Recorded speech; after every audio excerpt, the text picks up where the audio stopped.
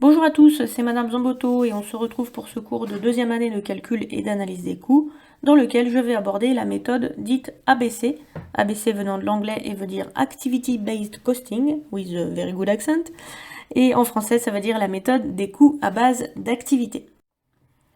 Dans cette vidéo, je vais aborder bien sûr les principes de la comptabilité à base d'activité, ce qui va nécessiter de définir un certain nombre de vocabulaire.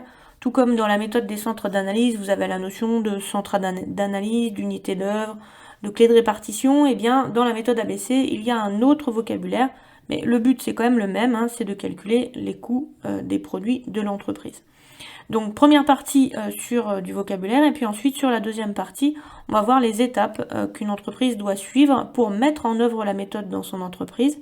Et on finira dans une autre vidéo par faire une petite application pour mettre en pratique tout le vocabulaire que l'on aura découvert et bien sûr pour mettre en pratique la méthode.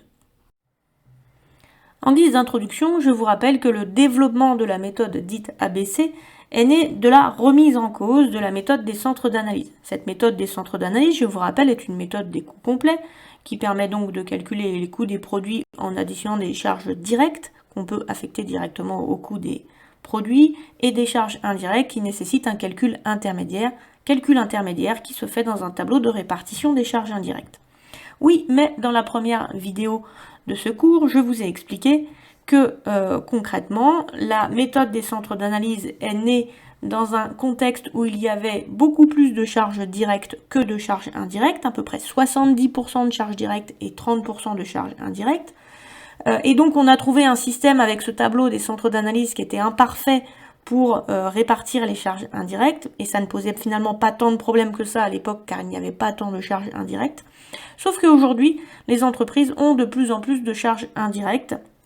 On estime aujourd'hui qu'une entreprise supporte à peu près 30% de charges directes et maintenant 70 à 80% même de charges indirectes sous l'effet du développement, de la recherche-développement, de la logistique, de la notion de système d'information qui engendre beaucoup de charges indirectes. De fait, le tableau de répartition des charges indirectes qui est utilisé dans la méthode des centres d'analyse nécessite beaucoup plus d'attention. Et bien justement, ce tableau de répartition des charges indirectes, pourquoi est-ce qu'on le critique tant? Eh bien, on le critique parce qu'il utilise beaucoup d'unités d'œuvre volumiques pour répartir les charges indirectes, et on a montré que ces unités d'œuvre étaient susceptibles d'engendrer des effets de subventionnement entre produits. Quand un produit en subventionne un autre, en fait, ça veut dire qu'on lui affecte trop de charges indirectes, et de fait, eh bien, il se retrouve avec un coût qui est surévalué, et inversement, s'il y a un autre produit qui se fait subventionner, son coût, lui, est sous-évalué.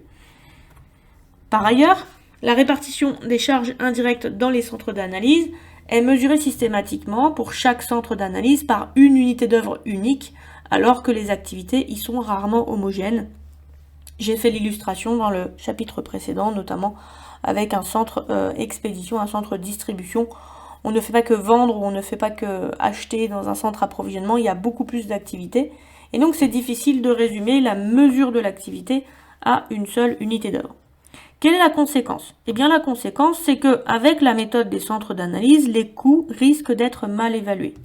Et de fait, les décisions que l'entreprise peut prendre par rapport à ces coûts vont être erronées. Donc une entreprise peut penser à tort qu'un produit est profitable, alors qu'en fait, il ne l'est pas. De fait, cette remise en cause de la méthode des centres d'analyse a fait naître une autre façon de calculer les coûts qui s'appelle le développement de la comptabilité par activité. Cette comptabilité par activité est encore une fois une méthode de coût complet, méthode dans laquelle on va considérer que les coûts des produits, des objets de coût, sont constitués systématiquement de charges directes qu'on va pouvoir toujours affecter sans ambiguïté au coût des produits. C'est le cas des matières premières et puis de la main-d'œuvre directe. Et il y aura toujours des charges indirectes. Mais ces charges indirectes, on va proposer un autre mode d'imputation au coût des produits. Pour imputer ces charges indirectes différemment au coût des produits, notre fil directeur, c'est systématiquement d'identifier l'origine des coûts afin d'instaurer une meilleure traçabilité des charges. On veut systématiquement rattacher toute consommation de ressources, c'est-à-dire toute consommation de charges indirectes, à une cause qui est identifiable, ce qui n'était pas le cas dans la méthode des centres d'analyse. Pour pouvoir mettre en place une comptabilité à base d'activité dans l'entreprise, il va falloir un petit peu modifier la vision que l'on a de l'entreprise. Cette vision sur laquelle on s'est basé pour construire l'ancienne méthode, qui est la méthode des centres d'analyse, correspondait à une vision qui correspond à un découpage vertical de la structure. Ça veut dire qu'on considère que si une entreprise arrive à vendre un bien sur un marché, c'est qu'au départ, elle a acheté des matières premières. Ensuite, qu'est-ce qu'elle a fait? Elle a produit. Et ensuite, qu'est-ce qu'elle a fait? Elle a vendu. Donc cela correspond à ce qu'on pourrait appeler un découpage vertical de la structure et même une vision taylorienne de l'entreprise avec une division des tâches. Avec le modèle ABC, eh bien, on va se baser sur une vision transversale de l'entreprise. Cette vision transversale est illustrée par la chaîne de valeur de Porter, qui est une chaîne de valeur qui est mise en évidence par quelqu'un qui s'est occupé de stratégie, Porter ayant beaucoup travaillé sur la stratégie. Et l'idée, en fait, de cette chaîne de valeur est de dire que, certes, on est obligé d'acheter, on est obligé de produire, on est obligé de vendre, mais il y a un ensemble de fonctions opérationnelles et de fonctions support, et chacune va contribuer à créer de la valeur pour le client. Donc on va essayer de décomposer en fait l'activité en un ensemble d'activités, et chacune étant essentielle pour la satisfaction du client. Cela va nous amener en fait à changer notre découpage de l'entreprise, et on va découper l'entreprise non plus par fonction, j'approvisionne, je produis, je vends, mais on va découper l'entreprise par activité. Désormais, l'entreprise sera alors décrite comme un enchaînement d'activités qui se combinent pour aboutir à la réalisation de produits ou de services. Donc voilà pourquoi on appelle ça comptabilité à base d'activité. Alors du coup, qu'est-ce que c'est qu'une activité selon cette méthode? Je vous avais dit, il faut commencer par un petit peu de vocabulaire avant de parler technique. Là, je suis en train de vous faire découvrir ce vocabulaire. L'activité, dans cette méthode, c'est un ensemble de tâches élémentaires qui sont attribuées à un individu ou à un groupe d'individus, c'est-à-dire qu'il y a quelqu'un qui en est responsable, et qui sont liées à un objectif précis et à un résultat identifiable et repérable par le système d'information. C'est-à-dire qu'on va pouvoir mesurer si cet objectif est atteint ou pas. Par exemple, une pièce usinée.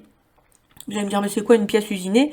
Pièce usinée, c'est une pièce en fait qu'on va façonner. Donc la machine, une fois qu'elle aura façonné par exemple du métal, on dira que la pièce sera usinée. Donc elle sera prête ensuite à être utilisée dans le processus.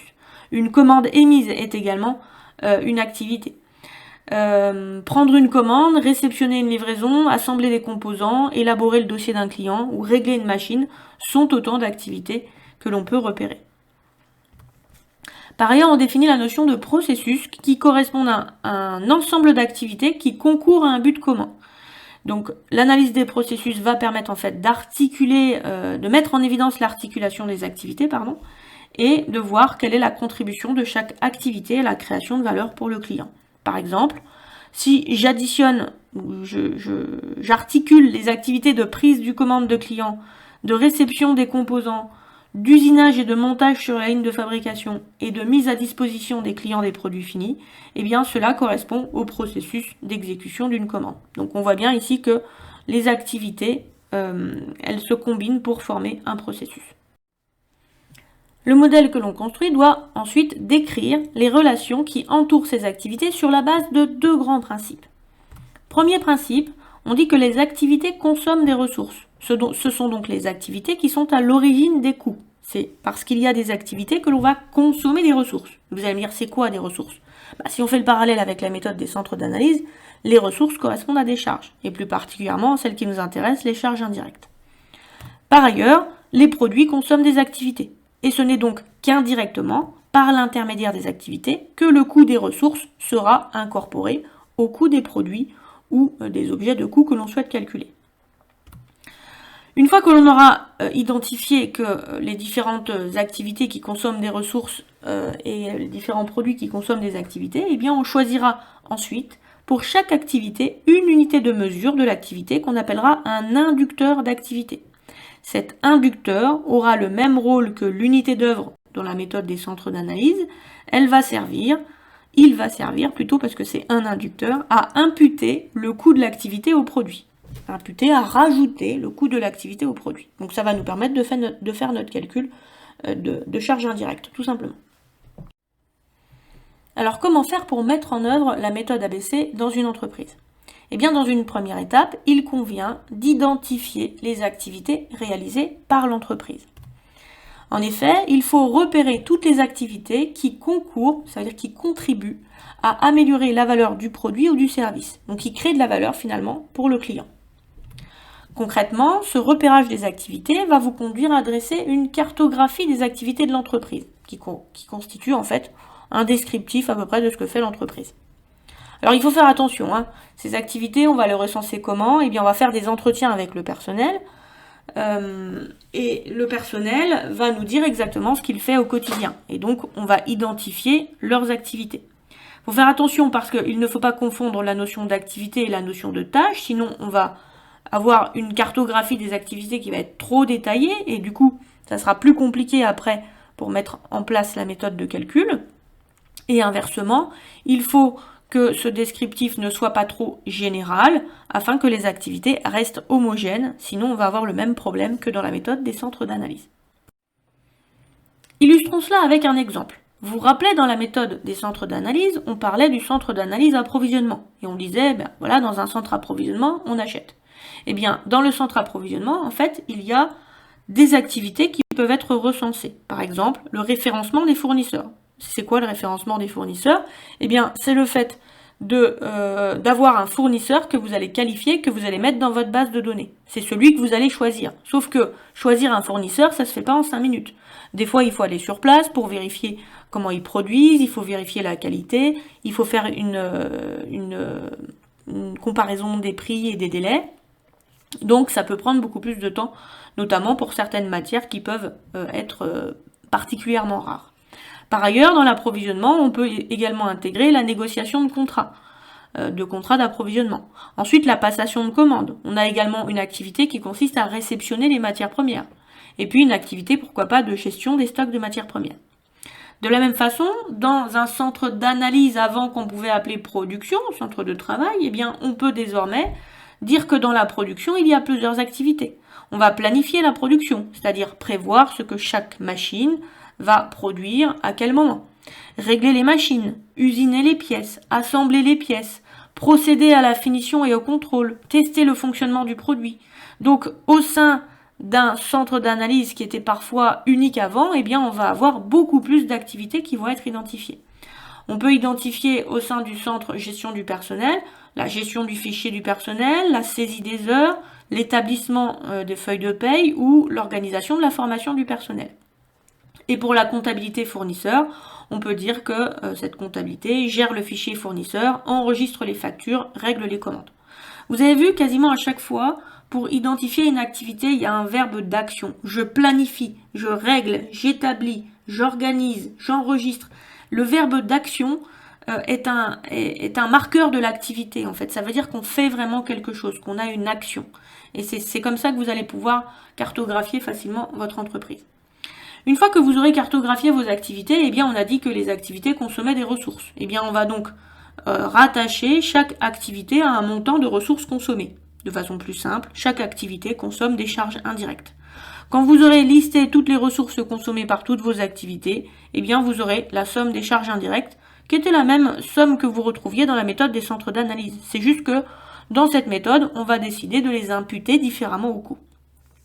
Bien évidemment, c'est pas à vous de calculer ce montant de ressources consommées à ce stade de la formation.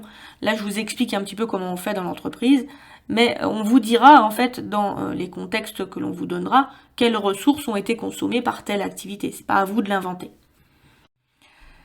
Ensuite, on a dit, la deuxième étape, c'est les produits consomment des activités. Et donc, pour déterminer le coût des activités consommées par chaque produit, il va falloir trouver pour chacune des activités ce qui induit la consommation de ressources. Qu'est-ce qui fait qu'on va imputer plus ou moins de charges sur les produits? Eh bien, concrètement, pour chaque activité, on va définir un inducteur. Qu'est-ce que c'est qu'un inducteur? C'est l'équivalent d'une unité d'œuvre dans la méthode des centres d'analyse. Sauf que, si vous vous rappelez, les unités d'œuvre étaient déterminées plus avec un coefficient de corrélation. On essayait de trouver une corrélation entre le montant des charges indirectes et l'unité d'œuvre choisie dans un centre d'analyse. Eh bien, un inducteur, c'est différent. On appelle inducteur un facteur de consommation de ressources et il doit obligatoirement exister un lien de causalité entre l'inducteur et les ressources consommées par l'entreprise. Et j'insiste sur cette notion de lien de causalité parce que dans la méthode de centre d'analyse, c'était un lien de corrélation, c'est-à-dire on cherchait une corrélation mathématique, alors que là, on cherche une cause identifiable. On recherche à identifier la traçabilité des coûts. Alors, qu'est-ce qu'on peut mettre du coup comme inducteur? Il y avait beaucoup d'inducteurs volumiques dans la méthode des centres d'analyse. Il y a toujours des inducteurs volumiques dans la méthode ABC. On retrouve encore une fois des heures machines, des heures de main-d'œuvre directe ou des kilos de matière consommée. Mais il y a une variété d'inducteurs qui est beaucoup plus forte qu'avant. Par exemple, on va pouvoir rattacher une consommation de ressources à un nombre de séries. Donc ce sont des inducteurs qui est lié à l'organisation, à un nombre de commandes passées. On va avoir des inducteurs liés à l'existence du produit, avec un nombre de références fabriquées, un nombre de références de composants utilisés, un nombre de fournisseurs qualifiés. Plus vous aurez de fournisseurs, plus vous indurez une consommation de charge importante. Et puis des inducteurs aussi parfois liés à l'existence de l'entreprise, avec un nombre de mètres carrés utilisés ou un nombre de contrats passés. Donc là, ce que vous devez retenir, c'est à la fois la notion de lien de causalité entre l'inducteur et les ressources consommées par l'activité, et le fait qu'il y a une variété d'inducteurs beaucoup plus forte que la variété d'unités d'œuvre qu'il y avait dans l'ancienne méthode. Illustrons cela avec un centre d'analyse que vous connaissez, le centre d'analyse distribution ou expédition. Avant, on avait un centre d'analyse expédition et souvent, il n'était pas rare en tout cas d'affecter les charges indirectes en fonction d'une assiette de frais qui était le chiffre d'affaires ou éventuellement d'une unité d'œuvre, oh là là, il a du mal à passer celui-là, d'une unité d'œuvre qui correspondait au nombre de produits qui étaient vendus. Et bien là, dans la méthode des centres d'analyse, on peut par exemple identifier 3 activités pour le centre expédition, préparer les commandes clients, organiser les tournées, livrer les clients. Et pour chacune de ces activités, on va avoir un inducteur différent. La préparation des commandes des clients consommera d'autant plus de ressources qu'il y a un nombre de commandes important. L'organisation des tournées sera d'autant plus difficile qu'il y a un nombre de clients à livrer important. Et la livraison des clients sera d'autant plus longue et coûteuse qu'il y a un kilométrage important à réaliser. Et donc on voit bien qu'on trouve ici 3 inducteurs différents pour ce qu'il y avait avant qui correspondait en fait à une seule unité d'œuvre. Donc on va finalement prendre mieux en compte la complexité du processus d'expédition. Donc vous l'avez compris, il faut choisir à chaque fois un inducteur par activité. Alors des fois, puisqu'on cherche un lien de causalité, il se peut qu'il y ait plusieurs inducteurs qui puissent expliquer en fait la consommation de ressources. Dans ces cas-là, bien évidemment, le contrôleur de gestion doit en choisir un et un seul, ce qui veut dire qu'il y a toujours une petite part d'arbitraire pour certains choix d'inducteurs. Il choisira alors celui qu'il juge le plus pertinent pour expliquer le volume d'une activité ou le volume d'une consommation de ressources. Donc on retient que dans l'ancienne méthode, dite méthode des centres d'analyse, qui était également une méthode de coût complet, on mesurait la consommation des charges indirectes avec des unités d'œuvre, et ce choix d'unités d'œuvre était fait grâce à un coefficient de corrélation. Avec la méthode ABC, ce qui va nous permettre d'imputer les charges indirectes au coût, eh bien, ce sont des inducteurs de coût. Et cette diversité d'inducteurs qui est permise par la méthode ABC va nous permettre de mieux expliquer le coût du produit et de mieux prendre en compte la complexité du processus de fabrication des produits. Et donc ces inducteurs, on retient qu'ils constituent un facteur explicatif de la consommation des activités. On passe ensuite à l'étape numéro 3 qui va nous permettre de calculer le coût des inducteurs. Tout comme dans la méthode des centres d'analyse, on calculait le coût d'une unité d'œuvre, et bien là, on va calculer le coût d'un inducteur. Pour cela, eh bien, on va identifier si certaines activités n'auraient pas le même inducteur. C'était le cas tout à l'heure, quand vous regardiez un petit peu sur mes diapos précédentes, il y avait plusieurs activités qui avaient le même inducteur. En l'occurrence, j'avais mis les activités 1 et 4 qui avaient le même inducteur. Et bien dans ces cas-là, ce qu'on va faire, c'est qu'on va regrouper ces activités qui ont le même inducteur, et donc on va calculer ce qu'on appelle le coût des activités. Chaque activité, je vous rappelle, a en face d'elle une consommation de ressources, donc un montant de charges indirectes. Donc on va additionner les charges indirectes consommées par l'activité 1 et les charges indirectes consommées par l'activité 4, dans le cas présent. ça vous donnera ici un montant de charges indirectes. Ensuite, vous allez repérer dans le système d'information de l'entreprise le volume de l'inducteur consommé et vous allez pouvoir ainsi calculer le coût unitaire d'un inducteur en prenant le total des charges indirectes consommées par les activités, que j'ai appelé ici CRA, divisé par le volume des inducteurs. Donc c'est un petit peu comme avant, hein, on faisait le total des charges indirectes divisé par le volume d'unité d'œuvre, et bien là on fait toujours au numérateur un montant finalement de charges indirectes divisé par un volume d'inducteurs. Étape numéro 4, enfin, on a terminé, on a fait tout notre travail préparatoire, on va pouvoir de fait dresser des tableaux de calcul dans lesquels vous allez additionner des charges directes et des charges indirectes. Les charges directes, comme d'habitude, ça sera le coût des matières premières ou les coûts de main-d'œuvre directe. Et pour les charges indirectes, eh bien, au lieu de vous référer à un tableau de répartition des charges indirectes, eh bien, vous vous référerez au coût des activités consommées.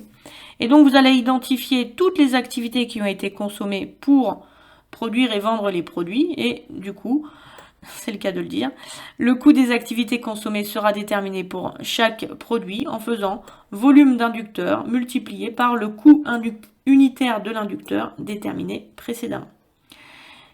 Et vous allez voir que c'est beaucoup plus facile que sur la méthode des centres d'analyse. Vous allez me dire, là on voit pas grand chose parce que tant que vous n'avez pas vu des chiffres, c'est un peu compliqué. Et j'en conviens, tant qu'on n'est pas rentré dans une application, c'est un peu compliqué. Mais il me fallait faire un petit peu de ce travail préparatoire à l'application en vous faisant découvrir le vocabulaire avant de passer véritablement à la mise en pratique. Avant justement cette mise en pratique qui va se faire dans la vidéo suivante, eh bien on va avoir ici ce petit schéma récapitulatif qui va vous permettre de bien remettre les choses dans l'ordre. Donc on a dit notre point de départ, dans la méthode des coûts complets, on a toujours des charges directes et des charges indirectes. Donc c'est comme dans la méthode des centres d'analyse, notre base de données, c'est toujours la même. On a toujours le même montant de charges directes et le même montant de charges indirectes qui nous pose problème parce que c'est ces charges indirectes en fait qui sont compliquées à répartir. Vous avez vu les charges directes, j'ai mis ici un volume de charges directes, j'ai fait exprès, qui est beaucoup plus petit que le montant des charges indirectes puisque on s'adapte aussi à la structure actuelle des charges où il y a beaucoup plus de charges indirectes actuellement. Les charges indirectes avant elles étaient réparties dans des centres d'analyse que j'appelle ici centres de travail. Mais en fait, dans la méthode ABC, la méthode des coûts à base d'activités, eh bien, on va se demander quelles sont les activités qui sont réalisées dans chaque centre de travail. Et donc, je vais identifier plusieurs activités. Donc là, j'en ai trouvé 3, mais il peut y en avoir 3, 5, 10, ça dépend de la complexité du processus. On identifie ensuite pour chaque activité un inducteur. Et on repère que certaines activités ont le même inducteur. Par exemple, pour l'inducteur X, c'est celui qui mesure l'activité 2, mais on repère également que c'est celui qui mesure l'activité 6 et c'est celui qui mesure l'activité 7. Et bien, du coup, ces activités qui ont le même inducteur, on les regroupe ici dans un centre de regroupement, ce qui va nous permettre de faire un calcul préparatoire du coût de l'inducteur. Et une fois qu'on aura notre coût d'inducteur, eh bien, on pourra très facilement calculer le coût des activités consommées. Et on va, de fait, alimenter le coût de revient des produits qui a déjà été alimenté, je vous le rappelle, par les charges directes. Voilà pour la méthode. C'est beau, il y a plein de fluo partout, c'est magnifique. Bon, je pense qu'on va se retrouver dans la vidéo suivante. Qu'est-ce que vous en pensez ? Bon, j'espère que cette vidéo vous a permis de vous approprier les bases de vocabulaire de la méthode ABC et puis bien sûr les différentes étapes de mise en place de la méthode. On se retrouve très vite pour une vidéo d'application. En attendant, n'hésitez pas à mettre un petit pouce pour retrouver cette vidéo dans vos favoris, à vous abonner si c'est pas encore fait. Quoi ? C'est pas encore fait ? Vous n'êtes pas encore abonné à ma chaîne ? Et puis bien sûr, à partager la vidéo à vos camarades qui galèrent peut-être eux aussi sur la méthode ABC.